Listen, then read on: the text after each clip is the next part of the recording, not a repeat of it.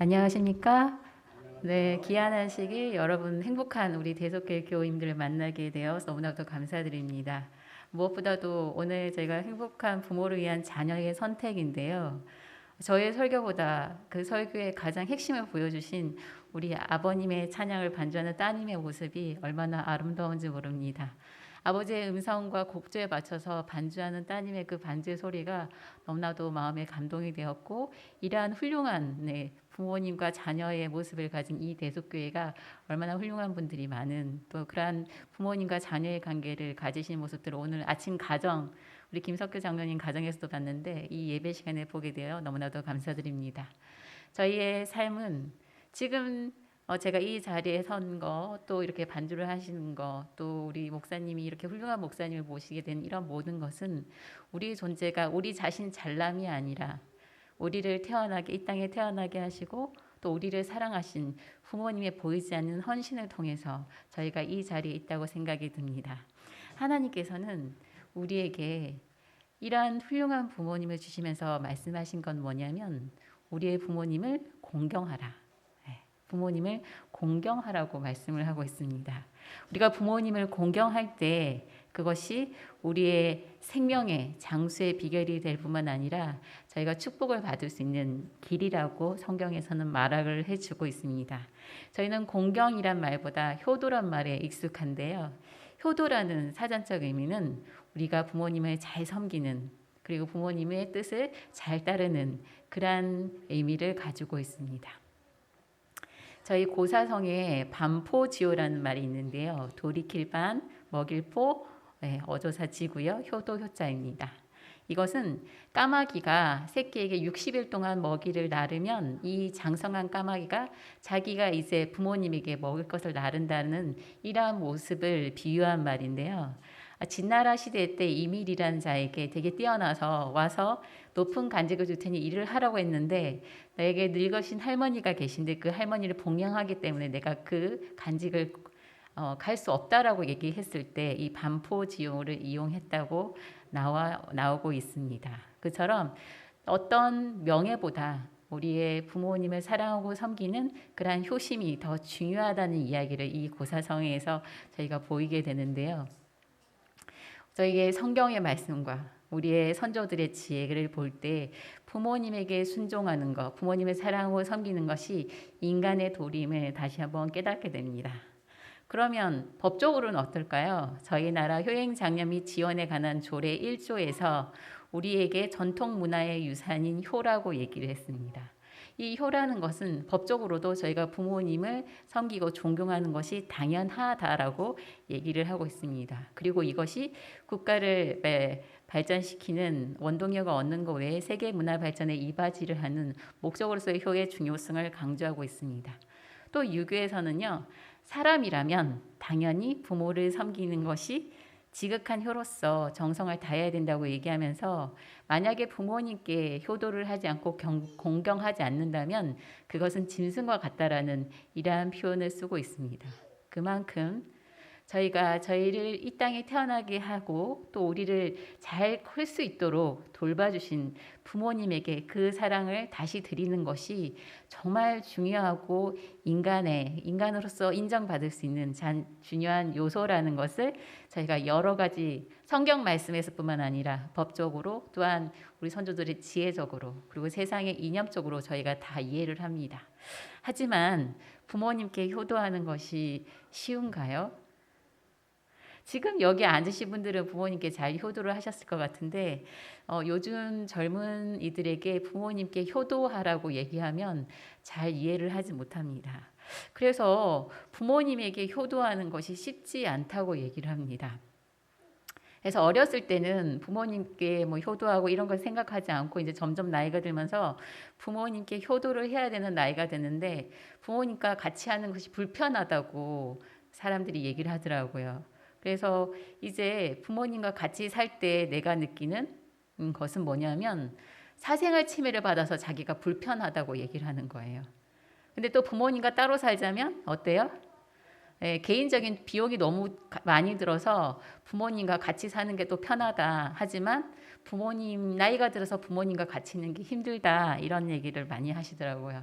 이게 어제 한 교수님이랑 이제 얘기를 하는데 그 교수님이 그러는 거예요. 이제 50대가 되어서 이제 집에 리모델링 하는데 리모델링 하는 동안 부모님 집에 계시대요. 부모님 집에 계셨는데 부모님이 집에 있다 보니까 불편해서 연구년이어서 이제 사무실에 안 나와도 되는데 매일 사무실로 출근했다고 얘기를 하더라고요. 점점점 더 저희는 부모님을 사랑하고 좋아하지만 부모님에 대해서 책임을 지고 돌봐야 되는 의무감에 대해서 많은 부담감을 가지는 것이 요즘 추세입니다. 그러한 추세를 성경에서도 보여주고 있는데요. 성경 누가복음에 보면 15장에 보면 두 아들 이야기가 있습니다. 저도 아들이 둘인데요. 정말 제 같은 유전자를 줬고 같은 정서를 줬는데 아들들의 반응은 다 다른 것 같아요. 여기서도 두 아들인데 참 아들이 다릅니다. 첫 번째 아들은 부모님의 말씀을 잘 듣고 부모님 일을 잘 돕는 정말 착한 아들이었고, 두 번째 아들은 형이 그렇게 돕든 말든 내 인생 내가 즐기자 그런 신조로 살아가는 그런 아들이었습니다. 근데 이 아들이 이렇게 살다 보니까 자기가 받을 유산, 재산을 가지고 나가서 하면 더 성공할 것 같아서 작은 아들이 아버지에게 아버지 내 유산 받을 몫을 미리 달라고 얘기를 하게 됩니다. 그러면서 나가서 이렇게 흥청망청 살았을 때 그 돈이 얌전히 남아서 그에게 재산으로 불려졌을까요? 아니죠. 체계적이고 저축도 하고 투자도 하고 그걸 얻기 위해서 열심히 노력해야 되는데 게으름이 기본인 이 아들에게 있어서 재산을 불리는 것은 전혀 가능하지 않았던 것이죠. 그래서 재산을 다 날리고 결국은 일을 할 데가 없어서 우리의 돼지를 치면서 먹을 것이 없어서 돼지의 먹이를 먹으면서 이 아들은 생각을 합니다. 내가 우리 아버지 집에서는 이렇게 살지 않았는데, 그러면서 이 아들은 돌아오게 됩니다. 네, 돌아왔을 때 부모님이 돈 갖고 나간 놈 잘 돌아왔다 이렇게 얘기했을까요? 네, 잘 살다 왔네 이렇게 이면적 교류와 교차 교류를 했을까요? 아닙니다. 이 아버지는 이 흥청망청 사는 이 아들이 나가서도 그 모습을 가지고 그대로 살 것을 알았기 때문에 언젠가 돌아올 것을 알고 늘 기다리는 마음으로 있었습니다. 이제나저나 우리 아들 오나 안 오나 이렇게 계속 기다렸던 거죠. 그게 저희 부모님 마음인 것 같습니다.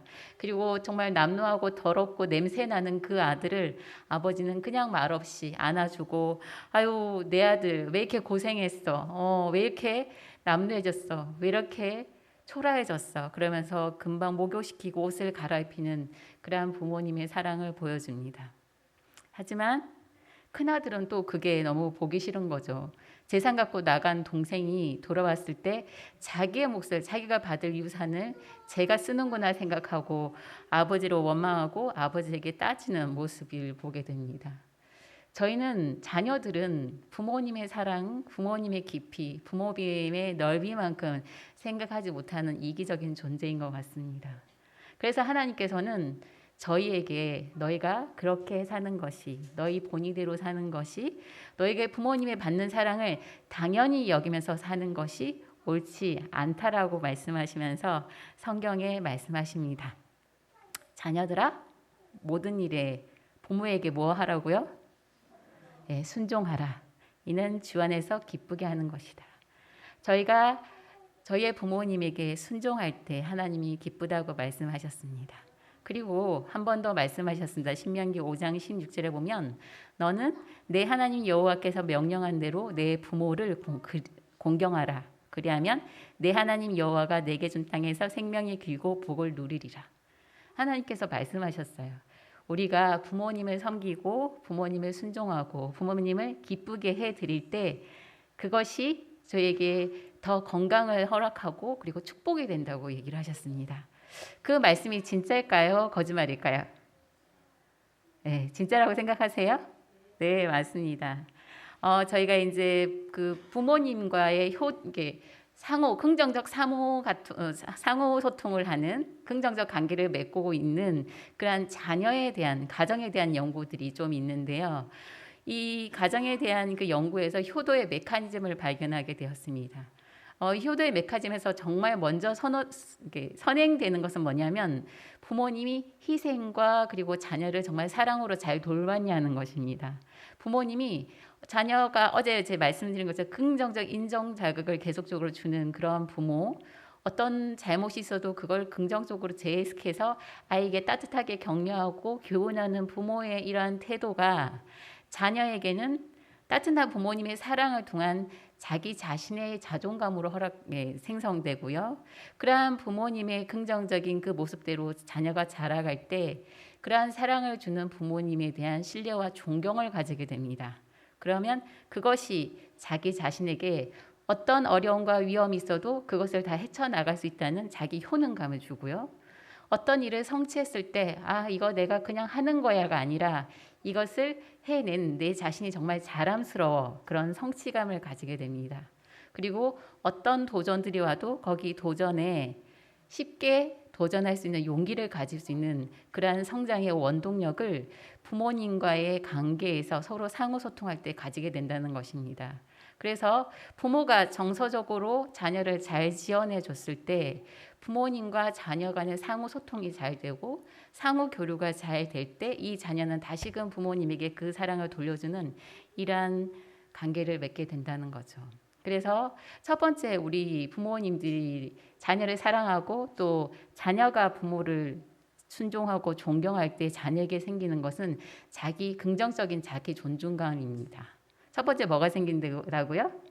네, 긍정적인 자기 존중감이라는 것입니다. 두 번째, 부모님과 자녀와의 관계가 좋을 때 우리에게는 어제 제가 말씀드린 것처럼 행복하기 위해서 가장 첫 번째 필요한 것이 많은 사람은 돈이라고 얘기를 했습니다. 하지만 부모와 자녀 관계가 좋을 때 돈보다 더 큰 효과를 보는 것을 저희가 연구에서 알게 되었는데요. 부모님과 자녀의 관계가 정말 친밀해서 서로 상호 소통을 할 때 자녀가 어떤 어려움을 경험하게 되잖아요. 근데 그 자녀가 그 어려움을 극복하는데 돈을 많이 투자하는 것보다 훨씬 더 30배나 높은 효과를 가지게 되고요. 그리고 가정생활의 만족도가 돈이 많은 것보다는 2배나 더 효과적인 그러한 결과를 얻게 된다고 나와 있습니다. 저는 이제 청소년 상담을 좀 많이 했었는데요. 청소년 상담을 할 때 여러 가지 문제들을 아이들이 가지고 오는데 보면 보통은 종합 선물 세트라고 저희가 얘기합니다. 우울증이 있는 아이들, 중독이 있는 아이든, 그 다음에 가출하는 아이든, 어떤 아이든지 보면 거의 부모님과의 관계가 좋지 않았던 아이들이었습니다. 특히 한 선생님이 저에게 이 아이가 ADHD, 그러니까 아이들이 집중하지 못하고 되게 산만한 아이라고 이 아이를 데리고 와서 상담을 좀 부탁을 했었는데요. 제가 상담했을 때 이 아이는 그렇게 ADHD 검사를 하고 약을 먹고 이래도 전혀 효과가 없더라고요. 그래서 뭐의 문제일까 많은 고민을 하다가 이제 이 아이와 좀 더 깊은 상담을 하고 부모님과 면담을 했을 때 문제가 뭐였냐면 이 아이는 자기가 농구 선수가 되고 싶은 거예요. 근데 아버지는 그걸 바라지 않으셨고 학원을 계속적으로 강도 높은 학원을 다니면서 아이가 많은 스트레스를 받으면서 수업 시간에 집중하지 못하고 사람들 관계에서 되게 산만하고 그리고 공격적인 모습을 보였던 거죠. 그래서 이제 아버지에게 지금 이 아이가 어떤 병리적인 문제가 있어서 병원을 다니고 약을 먹을 것이 아니라 아버지께서 이 아이를 인정해주고 긍정적으로 대해준다면 아이가 농구 선수가 되고자 하는 그 꿈에 대해서 지지해줄 때 아이는 금방 나아질 거라고 말씀을 드렸었는데요. 그 아이가 3달 뒤에 전화가 왔어요. 3달 뒤에 전화 와서 한 말이 뭐냐면 선생님 제 전교 30등 올라갔어요. 이렇게 전화가 온 거예요. 그래서 제가 깜짝 놀랐어요. 아니 이게 무슨 일이야. 그러니까는 아버지가 이 아이가 하고자 하는 것에 대해서 무조건적으로 그래. 아빠가 뭐 다 해줄게. 걱정하지 마. 아빠가 다 도와줄게. 너 잘할 수 있을 거야. 이러면서 이제 계속적으로 아이를 밀어줬던 거죠. 그러니까 아이가 성적이 점점점 올라서 이제 전교 30등이 올라온 거죠. 그 뒤에는 90등을 올라갔다고 얘기하더라고요. 여기 되게 많이 놀라시겠지만 점수가 낮은 아이들은 1, 2점 차이에서 등수가 많은 차이가 나게 됩니다. 하지만 그 아이가 엉뚱하게 약을 먹거나 엉뚱한 치료에 돈을 버리는 것이 아니라 아버지와의 관계가 좋아졌을 때 이 아이가 자신의 모든 것을 정상화시키고 부모님이 바라는 자녀로 자라날 수 있었다는 거죠. 부모의 정서적인 지원은 그만큼 자녀에게 자신 모든 문제를 해결하게 해주고 부모님도 내가 좋은 부모라는 그런 효능감을 가지게 됩니다. 그러면 이 아이가 어떻게 했을까요? 딴 때 같았으면 아버지가 뭐라 해든 무시하고 아버지에게 공격적으로 막 반항을 했을 텐데 아버지가 그렇게 잘 해줬을 때 이 아이는 아버지가 바라는 모습대로 더 아버지께 다가가고 아버지와 이야기 나누고 관계가 많이 회복되었다고 아버지도 전하고 오셨던 경험들이 있습니다. 그처럼 우리가 부모님과의 관계에서 이러한 상호 소통이 있을 때 이 가족 관계에서 다른 데 돈을 투자하는 것이 아니라 우리 스스로를 단돌이 할 수 있고 더 건강하게 만들 수 있는 이러한 긍정적인 메커니즘이 형성된다는 것입니다. 그래서 돈보다 더 중요한 거, 저희가 돈으로 모든 것을 할 수 있다고 얘기하지만 돈으로 할 수 없는 것은 바로 우리 서로를 사랑하고 또 도와주고 서로에게 참 행복을 선물로 줄 수 있는 것은 바로 친밀한 관계라는 것입니다. 그리고 또 세 번째로 보게 되는 것은 부모 자녀의 관계에서의 건강입니다. 아까 우리 성경 말씀에 우리가 부모님을 순종할 때 부모님과의 사랑의 관계를 맺을 때 저희가 장수한다고 얘기를 했는데요. 어머니와의 하버드의 대학생들을 중심으로 126명의 35년 동안 추적 연구를 이제 했었는데요. 그래서 어머니와의 관계가 좋은 학생들 같은 경우에는 35년이 지난 다음에 했을 때 45%만 병에 걸렸어요. 그런데 어머니와 친밀하지 않는 관계를 맺은 학생은 91% 병에 걸린다고 결과가 나왔고요. 아버지와의 관계가 좋은 학생은 50% 정도 병에 걸렸고요. 친밀하지 않는 관계의 자녀들은 82% 병에 걸린다고 나와 있습니다. 그리고 양친과 아예 다 관계가 안 좋을 때는 100% 병에 걸려 있는 것이 이런 추적 조사를 통해서 나오게 되었습니다. 그래서 부모님과 자녀가 관계가 좋은 것이 우리 자녀의 건강을, 자녀의 장수를 결정짓는다는 것을 다시금 이러한 실험을 통해 알게 되었습니다. 이 부모 자녀 관계가 참 좋은 것은 부모만 잘한다고 되는 것이 아니라 부모님은 항상 많은 사랑을 주시지만 우리 자녀들도 부모님께 더 가까이 나아갈 때 이러한 축복들이 저에게 있다는 것입니다. 특히 더 중요한 것에 이렇게 성경은 얘기하고 있습니다. 예언의 신에서는 얘기를 하고 있는데요. 저희가 부모님과 허심탄회하게 더 이야기 나눌 때 그리스도인 자녀들은 빨간색 부분입니다. 하나님을 두려워하는 그들의 부모와의 사랑과 시인은 모든 세상의 축복들보다 귀하게 여겨질 것이다. 저희는 자녀들은 실수가 많고 잘 모릅니다. 제가 이제 저희 아이가 이번에 대학교 1학년 들어갔는데요. 이렇게 얘기하더라고요. 옛날에 엄마가 공부 열심히 할 때 말을 들을 걸 이런 얘기를 하더라고요. 먼저 인생을 살았기 때문에 그때마다 일어나는 상황들과 그리고 모든 것들을 부모님들은 다 아십니다. 그리고 우리 아이에 대해서 그 특성을 가장 잘 아시는 분들이 우리 부모님이십니다. 그럼 부모님들은 얘기를 많이 해주세요. 근데 요즘 젊은 사람들은 내가 잘 아니 안 들어 잔소리야 이렇게 얘기하잖아요. 근데 그렇게 하지 말고 우리 부모님이 얘기해 주실 때 우리가 잘 들으면 그것이 다른 누구가 준 지혜보다 더 큰 지혜가 되고 저희 인생의 지름길이 된다는 것을 예언의 신은 말씀해 주고 계십니다. 그래서 저희가 부모님께 순종하고 부모님과의 관계가 좋을 때 저희의 건강한 자아상이 생기고요.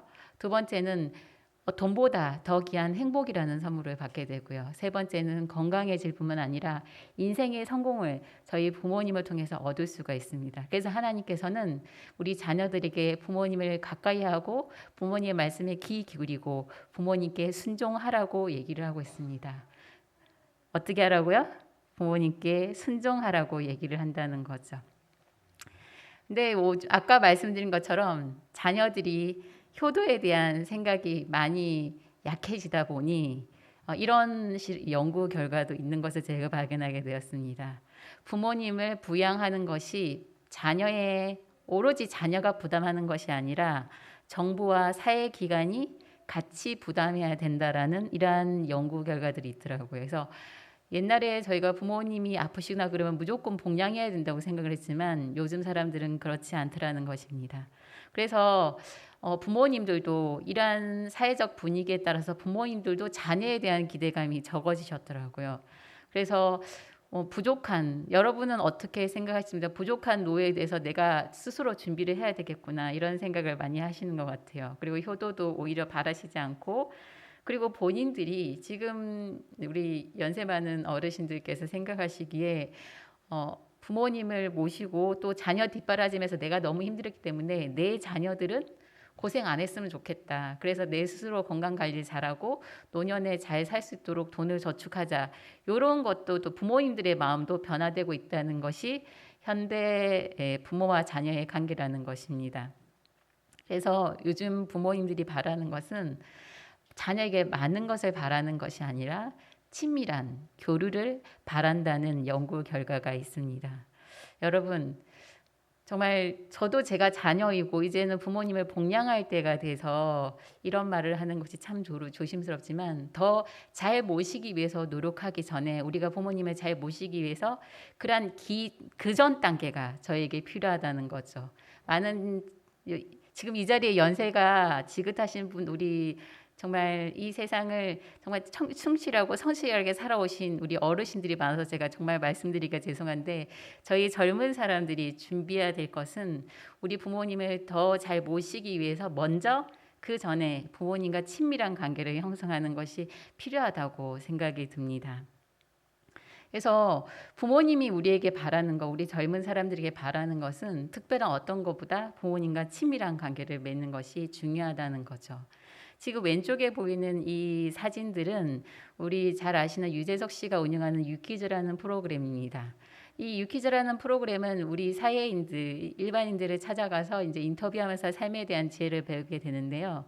이 유퀴즈에서 시간의 마법사라는 이런 프로그램 주제를 가지고 프로그램 하면서 암을 담당하고 있는 말기암 환자들을 담당하고 있는 의사 선생님을 찾아갔어요. 의사 선생님에게 죽음의 마지막 몇 시간을 그 고통스러운 환자분들을 돌보면서 어떤 마음으로 하고 있느냐, 돌보고 있느냐라고 얘기했을 때 이제 그분이 한 얘기가 뭐냐면, 내가 어렸을 때 아버지가 중학생 때 돌아가셨다. 그래서 아버지의 임종을 보지 못한 그 슬픔을 생각하면서 이제 말기암으로 돌아가시는 분들을 임종방에 모시고 그 분이 좋아했던 노래를 틀 수 있도록 자녀들에게 질문을 한다. 그리고 말기암 환자분들이 매일매일 자신의 삶에 대해서 쓸 수 있는 작은 수첩을 드린다고 얘기를 했어요.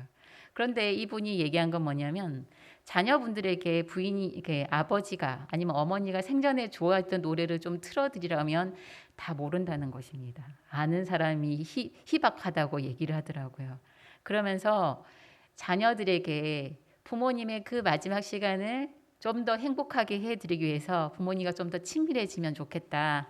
그러면서 부모님과 더 많은 대화를 하는 것이 이 시간의 마법사의 역할이라고 얘기를 하고 있습니다. 여러분은 부모님과의 관계에서 그런 친밀함을 가지고 계신가요? 네, 우리 집사님들 많이 끄덕이셨는데요. 저도 이제 저희 아버지에게, 아빠가 이걸 보고 저희 아버지에게 아버지 어떤 노래가 제일 좋으세요? 이렇게 얘기를 했더니 저희 아버지가 그 백세 뭐죠? 갑자기 생각이 안 나는데, 네, 그 목사님 혹시 아십니까?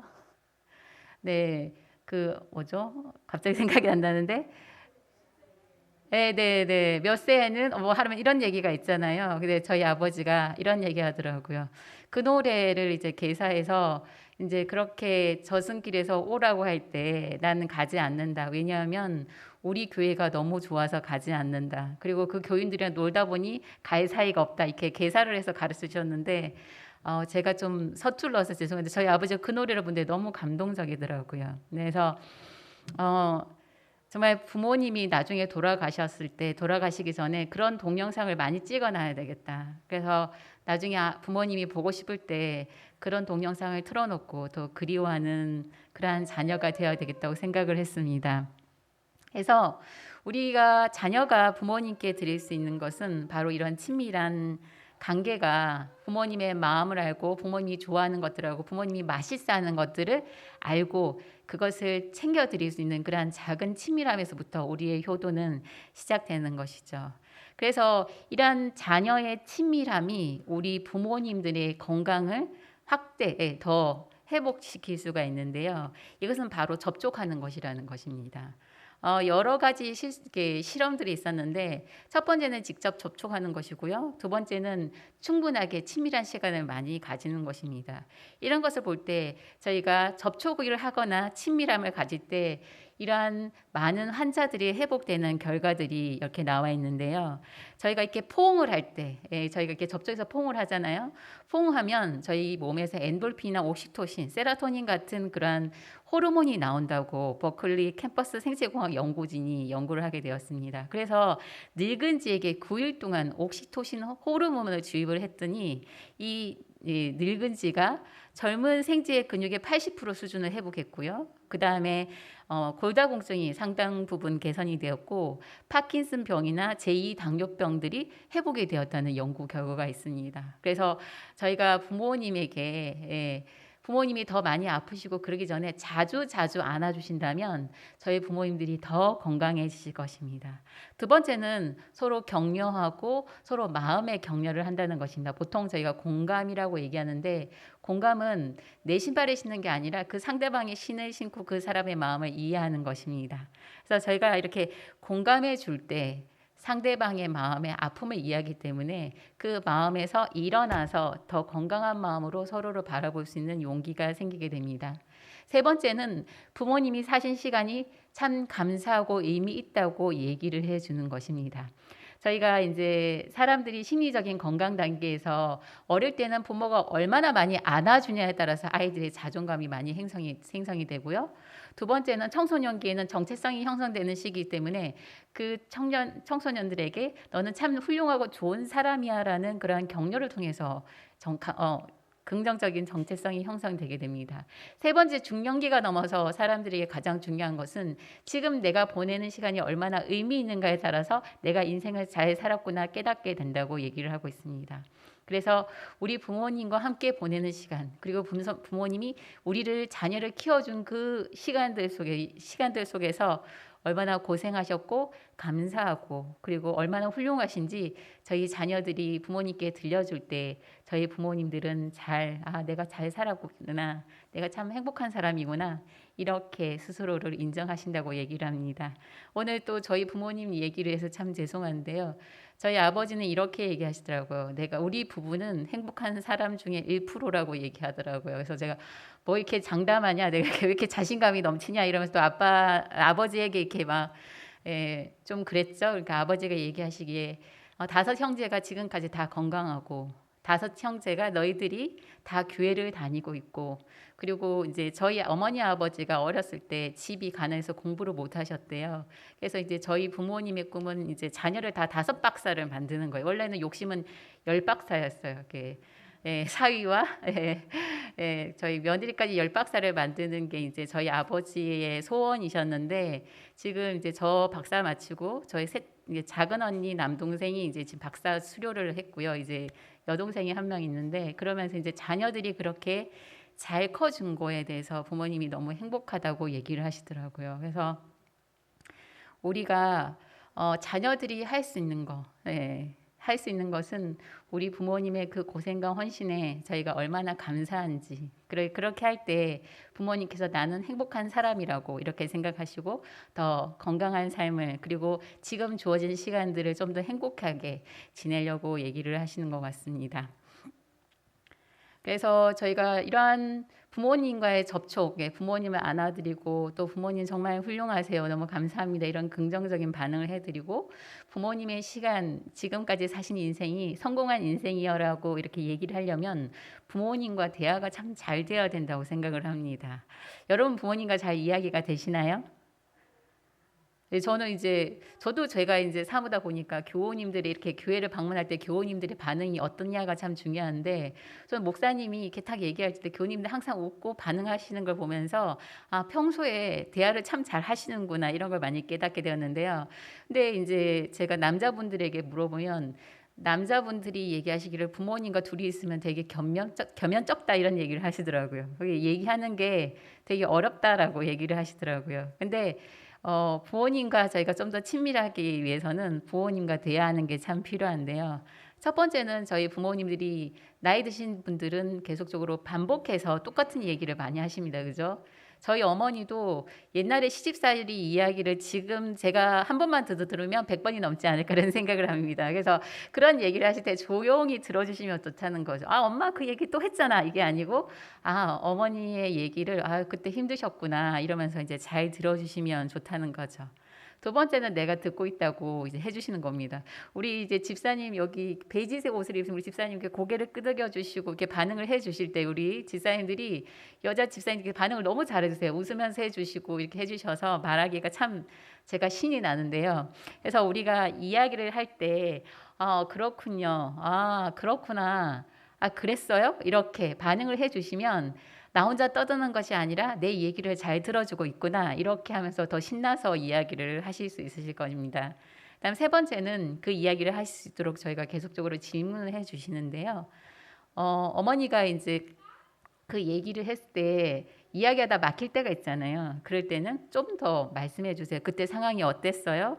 참 재밌네요. 계속 얘기해 주시겠습니까? 그것에 대해서 어머니, 아버지는 어떻게 생각하세요? 뭐 이렇게 계속적으로 질문을 던지시면 저희 어머니들이 더 부모님들이 그냥 아유 또 나이 든 사람 뭐 하나 이게 헛소리 하네 이렇게 생각하시는 게 아니라 자신의 이야기를 더 많이 하실 수가 있으실 겁니다. 그래서 그 이야기들을 잘 들어주셨으면 좋겠고요. 들으실 때 내 생각으로 듣지 않으셨으면 좋겠어요. 우리는 이제 얘기 들을 때 특히 사고형 같은 분들은 논리정연하게 이렇게 얘기가 나와야 되는데 두서없이 나오면 또 듣기가 참 힘들어 하시더라고요. 또 감정형들은 어때요?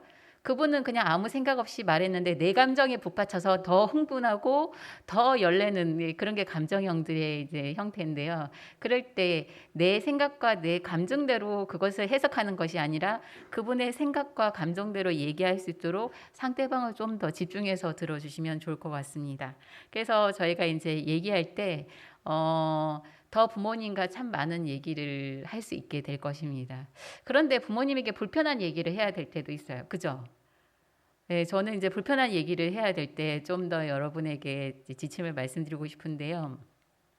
부모님의 행동이 지금 나에게 주는 괴로움이 뭔지를 좀 말씀해 주셨으면 좋겠고 그것 통해서 어떤 감정이 드는지를 말씀해 주시면 좋을 것 같습니다.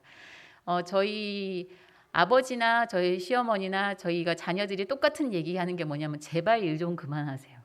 이제 80입니다. 일을 좀 그만하십시오라는 얘기를 합니다. 이 이야기는 제가 시집 오면서부터 했고요. 저는 좀 저희 어머니가 아버지가 지금 이제 농사 짓기를 시작한 지 한 5년 정도밖에 안 되셨어요. 그래서 이제 한 5년 정도 지금 이 이야기를 하고 있는 것 같습니다. 농사 짓고 병원 가서 또 돈 쓰시고 뭐 이렇게 하다 보니까 속상한 거죠. 안 그래도 나이가 드셔서 좀 걱정이 많이 되는데 일을 너무 많이 하시니까 이렇게 마음이 많이 상하더라고요. 근데 이렇게 저만 그런 것이 아니었고 제가 이제 삼육병원 그 장례식장에서 나오는데 어떤 아저씨가 할머니를 따라가면서 엄마요 그만하소 이렇게 엄마요 그만하소 그 얘기를 계속 반복하는 거예요. 근데 그렇게 반복해서 엄마 그만하소가 무슨 말인지는 다 아시는데 좀 더 정확하게 얘기를 해주면 좋겠다는 거죠. 첫 번째는 저희가 부모님들이 너무 일을 많이 할 때 많은 걱정이 듭니다. 그래서 부모님의 그러한 모습을 그대로 얘기해 주시는 거죠. 어머니 볕이 뜨거운데 밥도 안 먹고 쉬지 않고 물도 안 마시고 일을 하면 네 그게 부모님의 로 인해서 저희가 걱정하는 행동이라는 거죠. 그 일을 통해서 이제 그 영향을 통해서 내가 어떤 영향을 받는가를 말씀드리는 것입니다. 어머님이 밭에서 쓰러질까 봐 걱정해서 일에 집중할 수가 없어요. 네, 지금 나에게 끼친 어머니의 행동을 통해서 나에게 끼치는 영향입니다. 그래서 어머니에 대한 걱정과 염려로 속상하고 힘이 듭니다. 네, 내가 어떤 감정을 느끼는지 구체적으로 얘기를 해주시면 그래도 어르신들은 잘 안 들으시죠. 눈에 해야 할 일이 보이니까. 네. 하지만 저희 자녀들은 부모님이 그렇게 일하시다가 아무도 없는 데서 쓰러지셔서 혹시라도 저희가 가까이 있지 않으니까 부모님을 놓칠까봐 많은 두려움의 자녀들은 있습니다. 그래서 우리 정말 이렇게 보니까 밭이나 이 모든 게 너무 주변이 깔끔하시더라고요. 대소에 왔더니. 그래서 얼마나 부지런하게 아침부터 저녁까지 일하실지가 눈에 그려지시 보였습니다. 하지만 정말 간절히 부탁드립니다. 일을 줄이시고 네, 우리 어르신들 스스로를 아끼시면서 우리 자녀들과 행복한 시간을 보낼 수 있도록 체력과 시간을 만들어 주시면 감사하겠습니다. 저희 자녀들은 그거 외에는 바라는 것이 없습니다. 네. 네, 그래서 저희가 이러한 대화를 할 때 부모님과 관계가 더 친밀해지고요. 그리고 그걸 통해서 저희는 더 많은 행복감을 얻을 수가 있습니다. 첫 번째는 우리가 더 기분이 좋아지고 그리고 친밀해지고 마음의 안정감을 가지게 됩니다. 제가 조금 전에 그러한 심리 드라마 삼각형이라는 것을 보여드렸잖아요. 그래서 저희는 같이 살기 때문에 모든 것이 내 마음에 들지 않습니다. 근데 내 마음에 들지 않는 거는 내 마음이 불안해요. 혹시 다칠까봐, 쓰러질까봐, 잘못될까봐. 이제는 어머니 아버지의 음성을 들을 수 없을까봐. 이제는 내가 가서 마음껏 편히 쉴 수 있는 우리 집이 없을까봐. 각자의 가정은 있지만 부모님이 계신 집이 우리의 집이거든요. 그래서 그 집이 없어질까봐 자녀들은 많이 불안감에 있습니다. 그래서 우리 부모님들께서 자녀의 그러한 이야기를 들을 때 아이고 제가 또 모르는 소리 하네 라고 그냥 무시하시지 말고 자녀의 그 간절한 바램 그걸 통해서 내가 나를 정말 사랑하는구나, 정말 내가 오래 살기를 바라는구나 이렇게 생각하시고 마음이 기쁘셨으면 좋겠습니다. 그리고 그 자녀와 더 많은 시간을 가지기 위해서 시간을 내셨으면 좋겠습니다. 왜냐하면 저희 자녀들은 우리 부모님의 사랑에 살아가는 존재들이기 때문입니다.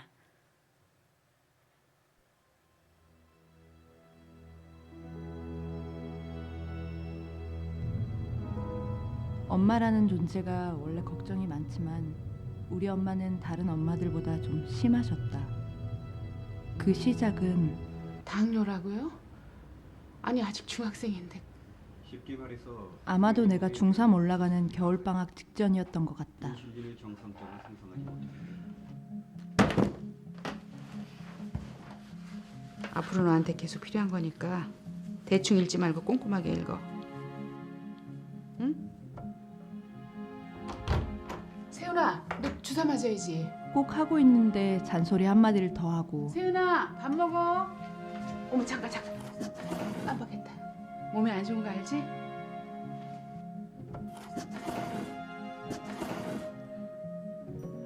좀. 세훈이 이제부터 작곡 봐. 못하게 하는 리스트가 늘어갔다.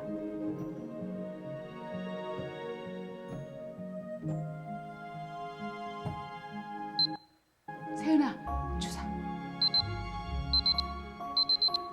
주사 맞아야지. 갈게. 주사. 걱정이 늘어나는 만큼 잔소리 강도도 점점 세지기 시작했다. 너 주사 맞았니? 아주 부지런히. 여보세요. 너 주사 맞았어? 내가 알아서 할게. 나도 짜증이 자꾸 늘어났다. 야 세윤아, 이것도 좀 먹어봐. 이게 몸에 좋은 거야. 나부려 먹어.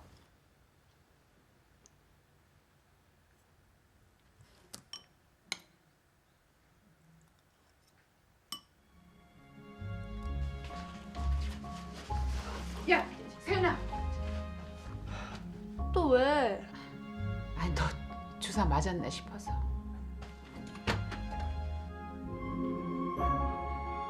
엄마, 나랑 같이 안 살아서 어떡해? 나한테 잔소리 못해서. 애가 벌써 2살이야. 나 갈게, 엄마. 자주 올게. 그 약속은 지키기 쉽지 않았다.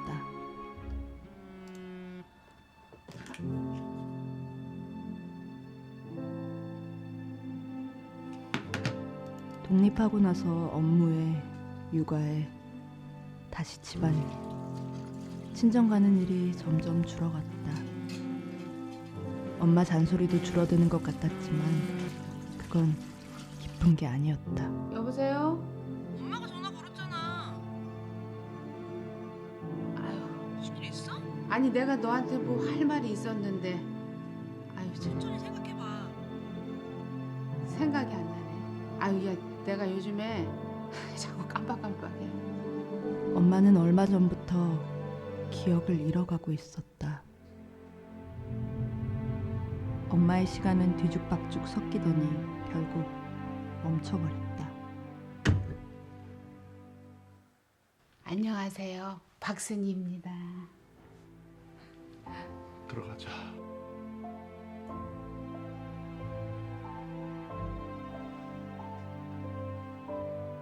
내 걱정만 하며 살던 엄마는 오히려 이제야 편해 보였다.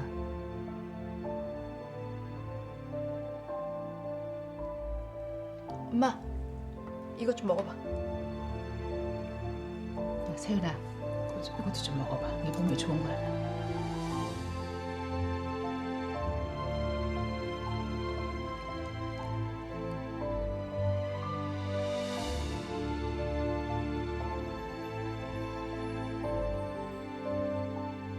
갈게요. 엄마, 나 갈게. 걱정하지 말고 어서 가. 또 올게요.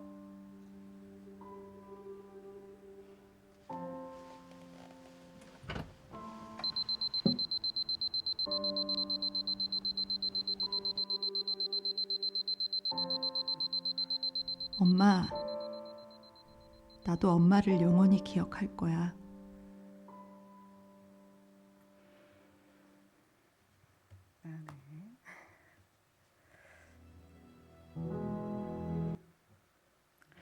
네, 부모님들은 언제나 저희에게 이러한 사랑을 주신 것 같습니다. 치매가 와도 자녀를 향한 그 사랑은 바뀌지 않는 것 같습니다.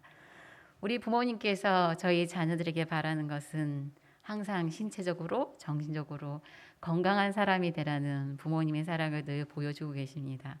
그리고 부모님께서는 내가 힘들고 내가 고통스럽고 내가 못 얻었던 내가 소원 이루지 못한 삶은 너는 이루며 살아라면서 모든 것을 다 주시는 분이 저희 부모님인 것 같습니다. 그리고 너뿐만 아니라 우리 손자, 손녀, 내 새끼들 다 행복하게 잘 살 수 있도록 내 모든 것을 다 줄게. 그게 저희 부모님의 모습인 것 같습니다. 그러면서 우리 부모님께서는 그냥 나와 같이 함께 있는 거 행복하게 해주고 더 자주 놀러 오렴. 예, 이러한 사랑이 늘 양보하고 희생하는 사랑이 저희 부모님의 마음이시고 여기 앉아 계신 여러분의 마음이라고 생각합니다. 그렇게 사랑해 주신 그리고 그런 마음으로 우리 교회 교우님들까지 사랑해 주시는 저희 이 대속교회 교우님들 진심으로 감사드립니다. 저희는 자녀입니다. 그래서 자녀는 우리 부모님이 많은 것을 바라시지 않습니다. 다만 우리의 작은 정성을 드릴 때 저희 부모님께서는 감사할 것입니다. 그대의 아버지, 어머니는 그대가 줄 수 있는 이런 작은 정성들을 고맙게 생각할 것이다.